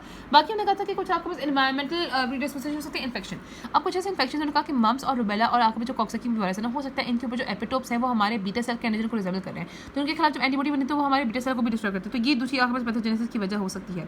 ठीक है ना, और बाकी ने बताया कि जो फंडामेंटल इम्यून एबनॉर्मलिटी होती है वो यही होती है कि डिफेक्टिव ऑब्वियसली मेन चीज़ तो ये होता है कि आपके पास सेल टॉलरेंस डेवलप की होती है, जो आपके पास वो सेल्स T सेल्स जो कि आपके पास बीटा सेल को रिएक्टिव होते हैं उनके खिलाफ उनकी क्लोनल रिलेशन नहीं हुई होती। ठीक है, और मोस्टली जो एंटीबॉडीज बनती है वो होती है anti iron antibody, anti insulin antibody, और जो होते हैं ग्लूटामिक एसिड कार्बोक्सिलेज, उसके खिलाफ एंटीबॉडीज बनती हैं जो कि 70 to 80% प्रेजेंट होती हैं। Okay, so talking about type 2 diabetes. अब टाइप 2 डायबिटीज में 2 मेजर चीज़ें होती है। ये तो आपको पता है कि इसमें इंसुलिन रेजिस्टेंस होती है, यानी कि आपके जो टारगेट टिश्यू होते हैं लिवर मसल एडिपोज टिश्यू वो इंसुलिन को रिस्पॉन्ड नहीं करते। इंसुलिन वहाँ पे जाती है being at the door step, लेकिन वो इंसुलिन को रिस्पॉन्ड नहीं करते हैं। दूसरा चीज़ ये होती है कि आपके पास there is gradual beta cell dysfunction या डिस्ट्रक्शन हो जाती है विच इज मैनिफेस्टेड बाय यानी कि inadequate insulin secretion in the face of insulin resistance and hyperglycaemia. ठीक है, क्रॉनिकली इंसुलिन रेजिस्टेंस की वजह से बीटा सेल जो है वो कंटिन्यूसली इंसुलिन बढ़ाई जा रहा है, और पहले आपके पास कंपनसेटरी हाइपरप्लेजिया होता है, उसके बाद अर्ली फेलियर होता है, फिर उसके बाद लेट फेलियर हो जाता है, जिसमें आपके पास बीटा सेल कंप्लीटली फिर डिस्ट्रॉय होना शुरू हो जाती है, जिस वजह से हमें टाइप 2 में भी इवेंचुअली इंसुलिन देनी पड़ती है क्योंकि इंसुलिन बनना ही बंद हो जाती है। अब ऑब्वियसली हमने कहा था कि इसकी प्रीडिस्पोजिंग फैक्टर टाइप 2 की मेन चीज़ होती है आपके सेडेंटरी लाइफस्टाइल। ये बहुत ज़्यादा लाइफस्टाइल से रिलेटेड होती है, और यहाँ पे आप देखो कि हमने कहा था कि जो आपकी होती है ना ये इनका ट्विन का कंकॉर्डेंस रेट टाइप 2 में आपके पास 80 to 90% है। ठीक है, और टाइप 1 में आपके पास 50% था। ये मोनोजाइगोटिक ट्विन का कंकॉर्डेंस रेट है। अब वो कहते हैं कि ऑल्दो आपके पास जो आपके टाइप 2 है उसी बीच भी जेनेटिक ससेप्टेबिलिटी है, बहुत ज़्यादा ऐसे लोग हैं जो कि उसको डिटरमिन करते हैं, लेकिन उसमें आपके पास HCD यहाँ पे आपके पास CTLA4 और PTPN22 वाली नहीं होती क्योंकि ये ऑटोइम्यून से ज़्यादा रिलेटेड होती हैं। इंसुलिन रेजिस्टेंस हमने कहा कि जब इंसुलिन रेजिस्टेंस होती है, जब आपके पास इंसुलिन काम नहीं करता तो जो टारगेट ऑर्गन होते हैं उनमें क्या होगा। अब देखो लिवर में नॉर्मली इंसुलिन क्या करेगा, आपके पास नॉर्मली इंसुलिन जो होता है ना वो ग्लूकोनियोजेनेसिस और ग्लाइकोजेनोलाइसिस को रोक के रखता है। ठीक है, तो अब यहाँ पे क्या हो जाएगा कि आपके पास ग्लूकोनियोजेनेसिस भी होगी, ग्लाइकोजेनोलाइसिस भी होगी, तो हेपेटिक यानी कि जो आपकी ग्लूकोज जो है ना वो आपके पास जो है ना इंडोजेनस ग्लूकोज प्रोडक्शन होना शुरू हो जाएगी, वो वो जो कि आपके पास ब्लड ग्लूकोज के लेवल को बढ़ा देगा। दूसरा वो कहते हैं कि नॉर्मली आपके पास मसल्स के अंदर जब बहुत ज़्यादा कम ग्लूकोज अपटेक होगी तो ग्लाइकोजन की स्टोर भी डिप्लेट हो जाएगी, तभी ग्लूकोज के लेवल बढ़ जाएंगे, बहुत सारी खाने के बाद ग्लूकोज ज़्यादा बढ़ जाएगा। और दूसरा ये कि आपके पास जो है ना वो एडिपोसाइट्स के अंदर हार्मोन सेंसिटिव लिपिड्स को नॉर्मली इनहिबिट रखता है कौन, आपका इंसुलिन। नॉर्मली इंसुलिन जो है वो लिपोलिसिस नहीं होने देता, लेकिन यहाँ पे hormone sensitive lipids there would be failure to inhibit that, और आपके पास लिपिड जो है वो भी डिस्ट्रॉय होना शुरू हो जाएंगे, आपके पास actually free fatty acid blood में ज़्यादा शुरू हो जाएंगे। अब आपके पास ओबेसिटी कैसे कॉन्ट्रीब्यूट करती है, आपने याद रखना है कि जो ओबेसिटी होती है ना वो बहुत ज़्यादा इंपॉर्टेंट होती है, खासतौर पर विजुअल ओबेसिटीज वो कहते हैं इसमें रिलेटेड होती है। अब वो कहते हैं कि जिन लोगों में हम टर्म मेटाबॉलिक सिंड्रोम किसको कहते हैं, जिन लोगों में आपके पास this metabolic syndrome is dominated by the visual obesity and they are 3 major things, they are cardiovascular abnormalities जैसे हाइपरटेंशन है और एब्नॉर्मल लिपिड प्रोफाइल है, इंसुलिन रेजिस्टेंस है और ग्लूकोज इंटॉलरेंस होती है जो कि मेटाबॉलिक सिंड्रोम में होती है। अब हमने कहा कि आपके पास ओबेसिटी 2 तरह की होती है सेंट्रल और विजुअल। यहाँ पे ज़्यादा एसोसिएशन होती है वो सेंट्रल ओबेसिटी से ज़्यादा आपके पास एसोसिएट होती है इंसुलिन रेजिस्टेंस की, जो सेंट्रल एडिपोसाइट्स होते हैं वो लिपोलिटिक होते हैं। जब वो लिपोलिटिक होते हैं तो वो फ्री फैटी रिलीज करते हैं। फ्री फैटी एसिड का क्या रोल होता है, एक्चुअली जो आपके प्लाज्मा फ्री फैटी एसिड होता है ना, ये मेनली आपकी इंसुलिन की सेंसिटिविटी को रिड्यूस कर देते हैं, यानी कि इंसुलिन की रेजिस्टेंस को बढ़ा देते हैं। इनका रोल नहीं पता, लेकिन मेनली हमने वही बताया कि जो सेंट्रल लिपिड होते हैं वो ज़्यादा लिपोलिटिक होते हैं तो वो ज़्यादा डेलेटोरियस होते हैं, लेकिन ये करते क्या है कि डिक्रीज कर देते हैं इंसुलिन सिग्नलिंग मॉलिक्यूल को, ये फ्री फैटी एसिड हो गया। दूसरा हमने बात की एडिपोकाइंस। एक्चुअली आपके जो एडिपोसाइट्स होते हैं वो सिर्फ ये नहीं होता कि खासी बैठे हुए हैं, इनके अंदर 2 तरह के वो एडिपोकाइन रिलीज करते हैं। एक आपके होता है हाइपरग्लाइसेमिक, दूसरा होता है हाइपोग्लाइसेमिक। जो हाइपरग्लाइसेमिक होते हैं वो आपके पास एडिपोकाइन होते हैं जो कि इंटरल्यूकिन 1 बीटा रिलीज करते हैं, और वही है वो ग्लूकोज के कंसंट्रेशन को बढ़ाएंगे, जो कि आपके पास डायबिटीज में एडिपोकाइन ज़्यादा होंगे, ठीक है। और दूसरा होता है आपके एडिपोनेक्टिन्स या लेप्टिन्स होते हैं, वो क्या करते हैं कि वो इंसुलिन की सेंसिटिविटी को बढ़ाते हैं, यानी कि इंसुलिन की रेजिस्टेंस को कम करते हैं। तो एडिपोनेक्टिन्स आपके ओबेसिटी में कम हो जाते हैं। सो रिमेंबर दिस थिंग कि एडिपोनेक्टिन्स जो कि अच्छी चीज़ होती है, एडिपोनेक्टिन जो कि यूजुअली इंसुलिन को सेंसिटाइज करते हैं, एडिपोनेक्टिन्स है ना तो इंसुलिन को सेंसिटाइज करते हैं, ये आपके ओबेसिटी में कम हो जाते हैं। और ओबेसिटी में क्या ज़्यादा होगा, एडिपोकाइंस जो कि हाइपरग्लाइसेमिक स्टेट प्रोड्यूस करेंगे। और तीसरी चीज़ इन्फ्लेमेशन, ठीक है। यही आपके पास जो फ्री फैटी एसिड आपके बीटा सेल में जाता है और आपके वो मैक्रोफेजेस में जाते हैं, तो वहाँ से जाके इंफ्लेमेसोम को रिलीज कराता है, और उसकी वजह से इंटरल्यूकिन 1 बीटा बनता है जो कि प्रो इन्फ्लेमेटरी होता है, और भी ज़्यादा साइटोकाइन रिलीज कराता है, और उसकी वजह से भी डिस्ट्रक्शन हुआ। तो फ्री फैटी एसिड ने डायरेक्टली भी इंसुलिन की सिग्नलिंग को डिक्रीज किया और इन्फ्लेमेशन के थ्रू भी इंसुलिन की सिग्नलिंग को खराब किया। अब बीटा सेल डिस्फंक्शन आपको पता है कि मैंने ऑलरेडी बता दिया कि सबसे पहले बीटा सेल कंपनसेट करने की कोशिश करते हैं, ठीक है।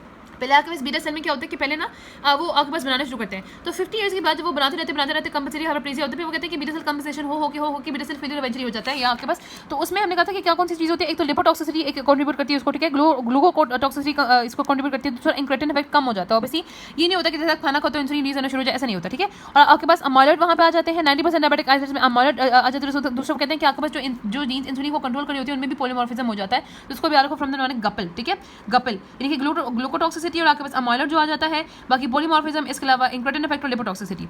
मोनोजेनिक फॉर्म ऑफ कहते हैं कि देखो इंसुलिन को इंसुलिन कह रही हूँ डायबिटीज को, अब ये तो नहीं कह सकते कि आपके पास किसी एक जीन से रिलेटेड होती है, बहुत सारे मल्टीपल ससेप्टेबल कोकाया होते हैं जो कि अगर प्रेजेंट हो लोकाया होते हैं सारी, तो उसको प्रीडिस्पोज कर देते हैं। कुछ होते हैं जिनमें एक जीन इन्वॉल्व होती है, जैसे आपके पास कंजेनिटल अर्ली ऑनसेट है या फिर मेच्योरिटी ऑनसेट डायबिटीज है।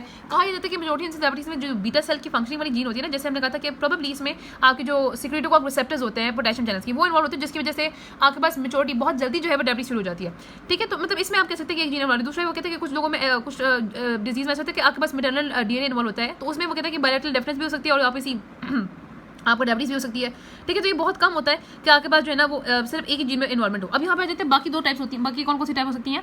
तो बाकी हमने कहा था कि एक होती है सेकेंडरी डायबिटीज जो कि होती है आपकी एंडोक्राइनोपैथीज की वजह से, जैसे कुशिंग सिंड्रोम है, ग्रोथ हार्मोन का आपके डिजीज है, एक्रोमैग्नेटिज्म, वो भी आपके पास डायबिटोजेनिक हार्मोन होता है। दूसरा जो होता है आपकी गेस्टेशन डायबिटीज, 5% जो प्रेगनेंसी होती है में गेस्टेशन डायबिटीज डेवलप कर जाती है, जो आपको पता है कि देखो प्रेगनेंसी ऑलरेडी एक डायबिटोजेनिक स्टेट है, आपको ग्लूकोज ज़्यादा चाहिए, ग्लूकोज ब्लड में भी ज़्यादा होता है, और इंसुलिन रेजिस्टेंट की भी स्टेट है, क्योंकि रिमेंबर कि आपके पास इंसुलिन में ना आपके इसमें क्या कहते हैं प्रेगनेंसी में फैटी स्टोर्स ले डाउन होते हैं, और वो जो फैटी स्टोर्स होते हैं वो यूज होने होते हैं by the baby, but obviously वो फैट क्या करेगा, इंसुलिन रेजिस्टेंस तो बनाएगा ना। तो वो कहते हैं कि जो फीमेल्स ऑलरेडी प्री डायबिटिक होती हैं गेस्टेशन से पहले, उनमें उनके बच्चों में स्टिल बर्थ और कंजेनिटल मैलफॉर्मेशन के चांसेस और ज़्यादा हो जाते हैं। तो टाइप ग्लाइसेमिक कंट्रोल जो है वो चाहिए होता है अर्ली प्रेगनेंसी में। अगर ये टाइप ग्लाइसेमिक कंट्रोल ना हो तो later in the pregnancy they can be macrosomia. और मैक्रोसोमिया क्यों होता है, क्योंकि जो फीटल आपके पास होता है ना, सॉरी जो आप मदर का ग्लूकोज होता है वो फीटल इंसुलिन ग्रोथ फैक्टर को रिलीज कॉज करा के उसमें उसकी डेवलपमेंट कॉज करा सकता है, ठीक है। तो ये चीज़ आपने ठीक है, अगर किसी फीमेल को प्रेगनेंसी की तरह डायबिटीज हो जाती है तो उसके बाद 10 सालों में उसको खुद को भी वैसे भी डायबिटीज होने का खतरा। दूसरा आपके पास होती है पैंक्रेटिक डायबिटीज जो कि पैंक्रियास के एक्सोक्राइन डिजीज की वजह से, जैसे क्रॉनिक पैंक्रेटाइटिस है, सिस्टिक फाइब्रोसिस है, पैंक्रेटिक एडिनोकार्सिनोमा की वजह से हो सकता है। अब बात करते हैं एक्यूट मेटाबॉलिक कॉम्प्लिकेशन की, जिसमें आ जाती है सबसे पहले आपके पास यहाँ पे इनिशियल प्रेजेंटेशन होती है, होता है क्या कि आपके पास for example type 1 diabetes diagnose होती है, तो फर्स्ट 2 ईयर्स में क्या होता है उसको हनीमून पीरियड कहते हैं, क्योंकि फर्स्ट 2 ईयर्स में इतने ज़्यादा बीटा सेल डिस्फंक्शन नहीं हुआ था, तो फर्स्ट 2 ईयर्स में तो आपके पास इंसुलिन बन रही होती है, लेकिन साथ उसके बाद यहाँ पे जैसे जैसे ऑब्वियसली वो डिजीज आगे बढ़ती है इंसुलिन डिस्फंक्शन होना शुरू हो जाता है, और हाइपोग्लाइसीमिया कंट्रोल नहीं होता। अब वो कहते हैं कि बात होती है कि बीटा सेल का जो डिस्ट्रक्शन होता है ना वो ग्रेजुअल प्रोसेस होता है मोस्ट ऑफ द टाइम।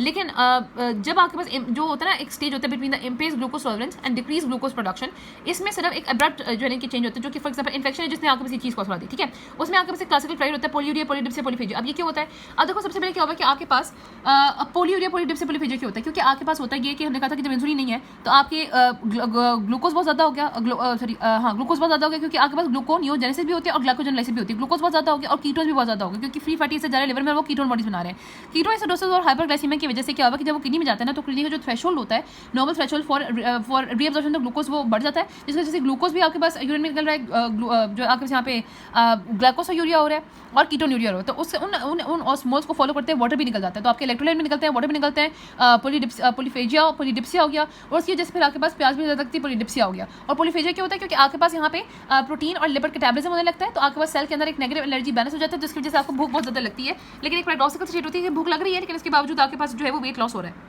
यहाँ पे आपके पास जो नॉन कीटोटिक और पहले कीटोटिक कॉमा होता है, उसमें क्या होता है कि आपके पास टाइप 1 डायबिटीज़ में जब सिग्निफिकेंट डेविएशन होती है ना कभी भी नॉर्मल डाइटरी इंटेक से या फिर फिजिकल एक्टिविटी जो है वो डिफरेंट तरह की होती है, इन्फेक्शन होता है, तो उसकी वजह से ना डीके के चांसेस बड़े ज़्यादा हो जाते हैं।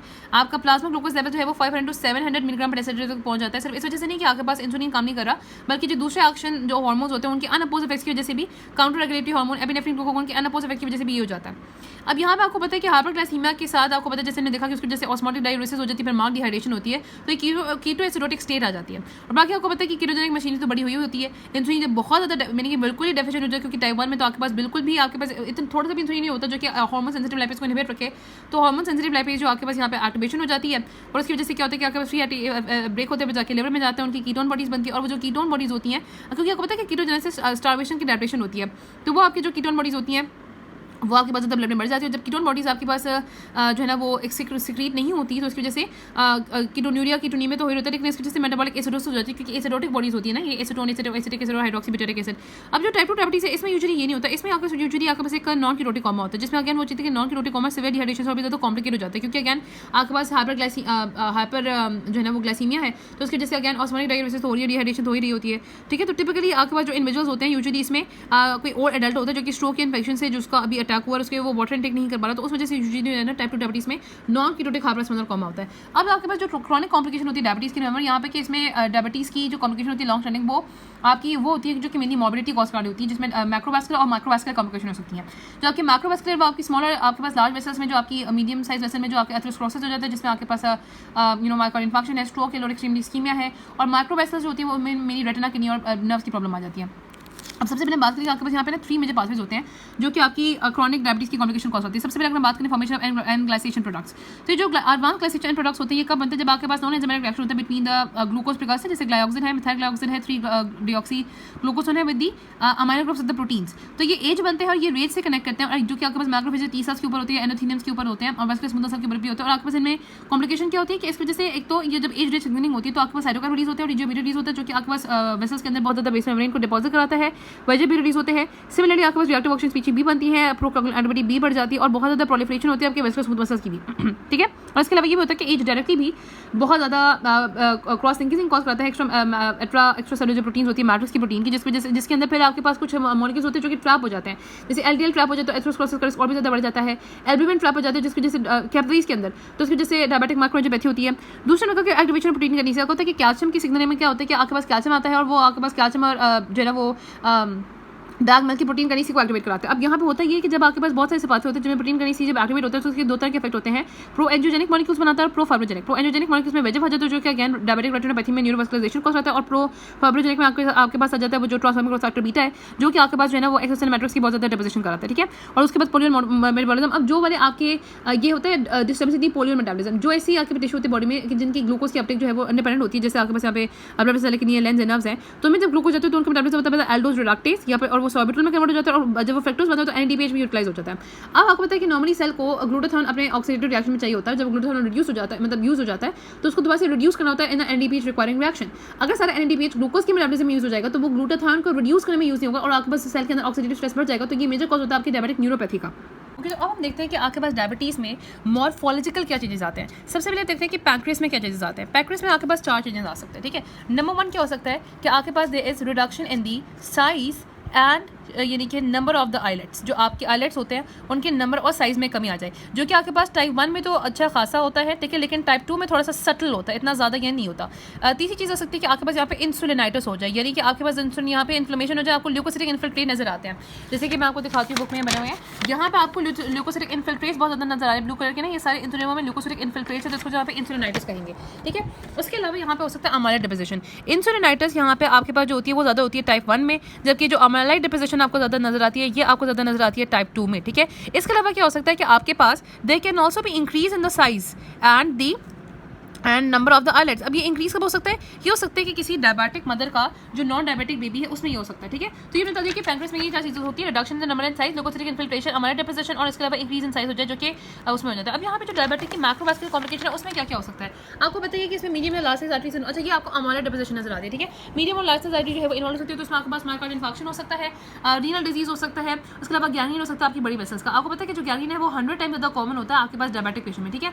और इसी तरीके से माइक्रो सर्कुलेशन भी अफेक्ट हो सकती है, ठीक है। अच्छा आपके पास हाइलाइन आर्टरियोस्क्लेरोसिस सबसे ज़्यादा कॉमन है, बहुत कॉमन है। आपकी जो आर्टरीज है ना उसमें पिंक कलर का हाइलाइन मटेरियल डिपॉजिट हो जाता है आर्टरी की मीडियम में खास होकर, जिसकी वजह से फिर न्यूरल जो है वो नैरो हो जाता है। अब जो डायबिटिक माइक्रोएंजियोपैथी होती है उसमें क्या होता है कि आपके मेनली हमने बात ना कि जो पीछे चीज़ें बनी पड़ी कि आपके पास यहाँ पे ये जो रेज सिग्नलिंग की वजह से और जो है वो आपके पास प्रोटीन करीज वगैरह की वजह से जो आपकी बेस में मेम्ब्रेन वहाँ पे थिकनिंग हो जाती है, बेस में मेम्ब्रेन थिकनिंग होती है, स्मूथ मसल्स की यहाँ पर मतलब वहाँ पे प्रोलिफरेशन होती है और वहाँ पे एक्स्ट्रासेलुलर की डिपोजिशन होती है उन सारी पैथोजेनेसिस की वजह से। तो यहाँ पे डायबिटिक माइक्रोएंजियोपैथी में वही होती है कि बेस में मेम्ब्रेन बहुत ज़्यादा थिक हो जाती है, ठीक है, बहुत ज़्यादा थिक हो जाती है। कहाँ की आपकी कैपिलरीज की भी, कौन सी कैपिलरीज, स्किन की, स्केलेटल मसल की, रेटिना की, रीनल ग्लोमेरुलाई की, रीनल मेडुला की। इसके अलावा जो दूसरे स्ट्रक्चर होते हैं जैसे ट्यूब्यूल्स है, वो मतलब कैप्सूल है, पेरिफेरल नर्व्स है, प्लेसेंटा है। यहाँ पे देखो रीनल ट्यूब्यूल्स की कितनी ज़्यादा थिकनिंग हुई है कि उनकी कैप्सूल्स की, ठीक है ना। अच्छा इसके बावजूद की थिकनिंग हुई है लेकिन वो लीकी भी हो जाता है, और लीकी होने की वजह से वहाँ पर उनमें से प्रोटीन्स लीक करती हैं। जब प्रोटीन्स लीक करती है तो यहाँ पे बहुत ज़्यादा नेफ्रोटिक सिंड्रोम हो जाता है, जहाँ पे प्रोटीन यूरिया होता है, हाइपोएल्बुमिनिया और एडीमा हो जाता है, ठीक है। अब चलते हैं कि आपके पास माइक्रोएंजियोपैथी जो होती है उसमें मैंने कहा कि डायबिटिक नेफ्रोपैथी, रेटिनोपैथी और न्यूरोपैथी होती है, तो वो क्यों होती है? अब जो डायबिटिक नेफ्रोपैथी है उसमें आपको पता है कि 3 तरह की लीजन्स होती हैं। एक आपकी होती है ग्लोमेरुलर लीजन्स, ठीक है, ग्लोमेरुलर लीजन्स होती हैं। उसके बाद नंबर 2 पे बहुत इंपॉर्टेंट है आपकी जो आर्टरीज में होती है, जो आर्टरीज में होती है ना वो वही चीज़ है हाइलाइन आर्टरियोस्क्लेरोसिस, वही चीज़ जो हर जगह हो रही है। और नंबर 3 आपकी होती है पाइलोनेफ्राइटिस, जो इतनी कोई खास नहीं है। सबसे इंपॉर्टेंट आपकी ग्लोमेरुलर जो आपके पास ग्लोमेरुलर लीजन है वो 3 तरह की हो सकती है। दे कैन बी डिफ्यूज, ठीक है, आपके पास यहाँ पे हो सकता है डिफ्यूज, मेसेंजियल, ठीक है, स्क्लेरोसिस हो सकती है, ठीक है, यहाँ पर हो सकती है आपके पास डिफ्यूज ग्लोमेरुलोस्क्लेरोसिस, ठीक है, ग्लोमेरुलोस्क्लेरोसिस, ठीक है, यहाँ पर हो सकती है आपकी नोडुलर ग्लोमेरुलोस्क्लेरोसिस, ठीक है। They can be diffuse mesangial sclerosis, they can be जो है वो आपका डिफ्यूज ग्लोमेरुलोस्क्लेरोसिस और नोडुलर आपकी जो है वो ग्लोमेरुलोस्क्लेरोसिस। अभी तो डिफ्यूज होता क्या यहाँ पे, ये मैंने ये चीज़ बता दी कि कैपिलरी बेस में, अच्छा यहाँ पे जो ग्लोमेरुलर लीजन होता है उसमें कैपिलरी बेस में मेम्ब्रेन में थिकनिंग हो सकती है, डिफ्यूज मेसेंजियल स्क्लेरोसिस हो सकती है, उसके अलावा नोडुलर ग्लोमेरुलोस्क्लेरोसिस हो सकती है। ग्लोमेरुलर कैपिलरी बेस में मेम्ब्रेन ऑब्वियसली वहाँ पे थिक हो जाती है, along the entire length leaky भी हो जाती है, ठीक है। अब यहाँ पे मैंने कहा कि जो डिफ्यूज मेसेंजियल स्क्लेरोसिस होते हैं उसमें क्या होता है कि यहाँ पे आपकी जो मेसेंजियल सेल है उनकी प्रोलिफरेशन होती है और मैट्रिक्स में, और आपके पास ग्लोमेरुलर बेस मेम्ब्रेन की थिकनिंग होती है, जो कि 10 साल को लग जाता है, तो यहीं पे फिर नेफ्रोटिक सिंड्रोम हो जाता है। डिफरेंस इंपॉर्टेंट चीज़ यहाँ पे आ जाती है कि नोडुलर और डिफ्यूज ग्लोमेरुलोस्क्लेरोसिस में डिफरेंस क्या होता है। डिपॉजिट यहाँ पे हाइलाइन मटेरियल ही होता है, लेकिन ये आपको नजर आ रही है डिफ्यूज, ठीक है। डिफ्यूज में हाइलाइन मटेरियल कहाँ पर होता है, ये आपके पास मैट्रिक्स नजर आ रहा है, मैट्रिक्स में डिपॉजिट होता है आपके पास कैपिलरीज में, इसको यहाँ पे हम फिर कैपिलरी जो है उसको यहाँ पे फाइब्रिन कैप कहते हैं। साथ आपके पास यहाँ पे जो ग्लोमेरुलर बेसमेंट कैपिलरी है उसमें डिपॉजिट हो जाता है, जिसको कैपिलरी ड्रॉप कहते हैं, ठीक है। और आपकी जो है वो यहाँ जो आपको जो नजर आ रहे हैं आपके जो है ना यहाँ पे ये जो नजर आ रहे हैं, यानी कि आपके पास कैपिलरीज में होता है, कैप्सूल में होता है, बोवेंस मेम्ब्रेन कैप्सूल में होता है, ग्लोमेरुलर बेस मेम्ब्रेन में डिपॉजिट होता है और मेसेंजर मैट्रिक्स में सारा हाइलाइन डिपॉजिट हो जाता है, ठीक है। तो ये आपको नजर आ रहा है, जबकि आपके पास जो नोड्यूल है ना वहाँ पे आपको सिर्फ क्या नजर आ रहे हैं, आपके ovoid spherical laminated hyaline acellular masses आपको नजर आ रहे हैं, वो भी आपके पास कुछ ग्लोमेरुलर के लोब्यूल्स में नजर आता है, तो ये नोडुलर होता है, ठीक है। तो नोडुलर में हम कहते हैं इसको यहाँ पे किमिल्सन विल्सन लीजन भी कहते हैं, जो कि डिस्टिंक्टिव ग्लोमेरुलर लीजन होती है, जिसमें बॉल लाइक डिपॉजिट बन जाते हैं, जो लैमिनेटेड होते हैं, पेरिफेरी में होते हैं, पास पॉजिटिव होते हैं, 15 to 30% लोगों में ये होता है, ठीक है। वहाँ पे यूजुअली वो कहते हैं कि पास पड़े होते हैं, ट्रांस मेसेंजर सेल्स पड़े होते हैं, और होते क्या है आपके ओवॉइड की शेप के होते हैं, ठीक है। ये चीज़ अपने आर्क नहीं है। और बाकी हमने कहा था कि पैथोग्नोमिक होता है टाइप 1 के लिए, टाइप 1 डायबिटीज़ में होते हैं यूजुअली। और अच्छा इसके अलावा हमने कहा था कि दोनों डिजीज़ में एवेंचुअली क्या होता है कि आपके पास स्कीमा होता है किडनी की और स्कारिंग हो जाती है, फिर वहाँ पे फाइब्रोसिस होती है, ठीक है ना। तो कॉर्टिकल स्ट्रक्चर बहुत ज़्यादा थिन हो जाता है। अभी हम दिखाते हैं यहाँ पे किडनी का कॉर्टिकल स्ट्रक्चर, ये आपको नजर आ रहा है, यहाँ पे आपको नजर आ रही है बहुत ज़्यादा वही आपको जो है ना राइट में क्या नजर आ रही है, आपको यहाँ पे थिकनिंग नजर आ रही है बहुत ज़्यादा, ग्लोमेरुलर डिफ्यूज जो है ना वो नजर आ रही है, स्क्लेरोसिस, और यहाँ पे आपको कॉर्टिक्स की थिनिंग बहुत ज़्यादा नजर आ रही है स्कारिंग की वजह से। अच्छा इसके अलावा क्या हो सकता है, मैंने बताया था आर्टरीज में क्या होता है, यहाँ पे आर्टरीज में हाइलाइन आर्टरियोस्क्लेरोसिस हो जाता है, और बाकी एक लीजन होती है ट्यूब्यूल्स में, यहाँ पे मेंशन नहीं है बुक में। टिब्यूल्स में क्या होता है कि उसमें होती है आपका टिब्यूल्स में अरमानी एप्स्टीन लीजन, उसको कहते हैं अरमानी एप्स्टीन लीजन, ठीक है। तो टिब्यूल्स में ना मैं आपको दिखाती हूँ, टिब्यूल्स में जाती है अरमानी एप्स्टीन लीजन। इसमें क्या होता है कि आपके वैक्यूल्स वैक्यूल्स की तरह कहते हैं, तो आपको ग्लाइकोजन डिपॉजिट हो जाता है, यहाँ पे आपको ग्लाइकोजन डिपॉजिट नजर आते हैं क्योंकि वैक्यूल्स वहाँ पे डिपॉजिट हो जाते हैं, ठीक है। तो ये हमने देख लिया। और अच्छा यहाँ पे उसके बाद मैंने बताया कि जो आर्टियोस प्रोसेस होता है ना वो आपके एफ्रन और ईफ्रन दोनों आर्टियोस में होता है। ईफ्रन आर्टियोस में होता है तो वो स्पेसिफिकली डायबिटिक होता है, ठीक है, अदरवाइज यहाँ पे यूजुअली नहीं होता। अब जो पायलोनेफ्राइटिस होता है ये आपके पास अक्यूट या क्रॉनिक हो सकता है, इसमें यूजुअली इंटरस्टिशियल टिश्यू का इन्फ्लेमेशन होती है, टिब्यूल्स इन्वॉल्व हो सकते हैं। मेरी इसमें यहाँ पे जो नेक्रोटाइजिंग पैपिलाइटिस होता है ना वो डायबिटीज से रिलेटेड होता है। बाकी आपको पता है कि जो विजुअल इम्पेयरमेंट है उसमें बहुत सिंपल सी बात है, रेटिनोपैथी नॉन प्रोलिफरेटिव और प्रोलिफरेटिव आपने पढ़ा होगा कि किडनीज आपकी आइस में रेटिनोपैथी हो सकती है जो कि कैटरेक्ट फॉर्मेशन प्रोलिफरेटिव, और यहाँ पे इसमें क्या होता है और ग्लोकोमा भी हो सकता है। नॉन प्रोलिफरेटिव में क्या होता है कि ऑब्वियसली इंट्रारेटिनल और प्रीरेटिनल हेमरेजेस होते हैं, एक्सुडेट्स होते हैं जो कि हार्ट पे होते हैं, सॉल्व होते हैं, माइक्रोएन्जेलिज्म होते हैं, वीनस डिलिटेशन होती है, एडिमा होता है, माइक्रोएन्जियोपैथी होती है, हार्ट डिपॉजिट अगर प्लाज्मा है, सॉफ्ट अगर के पास माइक्रो इन्फार्क्ट है। और आपको पता है यहाँ पे कि वहाँ पे क्या होता है कि माइक्रोएन्जिज्म क्यों बनते हैं, कोरोनल कैविटीज में बनते हैं, जहाँ पे वहाँ पे वो लूज हो जाती है पेरिसाइट्स, तो वहाँ पे वो बन जाते हैं। और जो प्रोलिफरेटिव वहाँ पे न्यूरोवास्कुलराइजेशन होती है जो कि ऑब्वियसली ब्लाइंडनेस को ज़्यादा कॉज कर सकती है। बाकी मैं कहता है कि डायबिटिक जो आपकी न्यूरोपैथी होती है वो आपने रखने की बहुत इंपॉर्टेंट है। ये आपकी हो सकती है पेरिफेरल सिमेट्रिक न्यूरोपैथी जो कि लोअर एक्सट्रीमिटीज में होती है और जो कि मोटर सेंसरी भी हो सकती है। पहले आपको लोअर में होगी फिर अपर में होगी, तो उसमें यहाँ पे ग्लवेंस लॉकिंग कहेंगे। उसके बाद ऑटोनोमिक भी हो सकती है जिसमें वाउ ब्लडर का डिसफंक्शन हो सकता है, सेक्सुअल इंपोर्टेंस हो सकता है। और बाकी मैं कहता है कि अगर आपके पास डायबिटिक मोनोन्यूरोपैथी होती है तो sudden wrist drop, foot drop हो सकता है। इसके अलावा यहाँ पे क्रेनियल नर्व पासिस भी हो सकती हैं और मॉर्फोलॉजिकल चेंजेस भी आ सकती है। अब यहाँ पे टाइप 1 और टाइप 2 डायबिटीज में डिफरेंस बहुत ज़्यादा इंपॉर्टेंट है। हमने क्लिनिकली देखा कि जो आपकी टाइप 1 डायबिटीज होती है ना इसमें क्या हमने देखा, ठीक है, क्लिनिकली हमने देखा यहाँ पे कि टाइप 1 डायबिटीज होती है इसमें आपके पास जो ऑनसेट होता है वो यूजुअली क्या होता है यानी कि चाइल्डहुड में होता है और एडोलेसेंस में होता है, less than 35 years of age में। तो जबकि जो आपके पास टाइप 2 डायबिटीज होती है उसमें जो ऑनसेट होता है वो यूजुअली एडल्टहुड में होता है, 40 से अब बच्चों में होता है, मतलब लोगों में होता है सही। लेकिन अब जो इंसिडेंस हो गया वो चाइल्डहुड में एडोलेसेंस में भी बढ़ गया। अच्छा, टाइप 1 डायबिटीज में क्या होता है कि जो वेट होता है पर्सन का वो नॉर्मल होता है या फिर वेट लॉस हो रहा होता है प्रीसीडिंग द डायग्नोसिस, जबकि टाइप 2 में यूजुअली ओबीस पेशेंट होते हैं। टाइप 1 में क्या होता है प्रोग्रेसिव डिक्रीज होता है इंसुलिन में, आपके पास शुरू से ही इंसुलिन का कम होता है, मतलब कम ही होती है इंसुलिन में से शुरू से नहीं, लेकिन जब पेशेंट प्रेजेंट करते हैं तो यूजुअली कॉम्प्लिकेशन से प्रेजेंट होता है वो आपके पास यहाँ पे मेंशरीज के पैथोजेनेसिस में इंसुलिन बिल्कुल कम हो जाती है। जबकि टाइप 2 में क्या होता है कि देश इनिशियली हाइपर इंसुलिनीमिया होता है, फिर उसके बाद नॉर्मल, उसके बाद मॉडरेट डिक्रीज होता रहता है। टाइप 1 में आपके पास सर्कुलेटिंग एंटीबॉडीज होती है, टाइप 2 में आपके पास नो एंटीबॉडी होती है, नहीं होती। और टाइप 1 में क्या होता है कि डायबिटिक कीटोएसिडोसिस और टाइप 2 में नॉन कीटोटिक हाइपरग्लाइसेमिक हाइपरऑस्मोलर कोमा, ठीक है। उसके बाद आपको बताना चाहिए कि जेनेटिक्स अगर हम देखें तो टाइप 1 में क्या होता है कि मेजर लिंकेज होती है MSc class 1 MSc class 2 gene से होती है, एचडी DR3 DR4 DQ भी इन्वॉल्व होती हैं।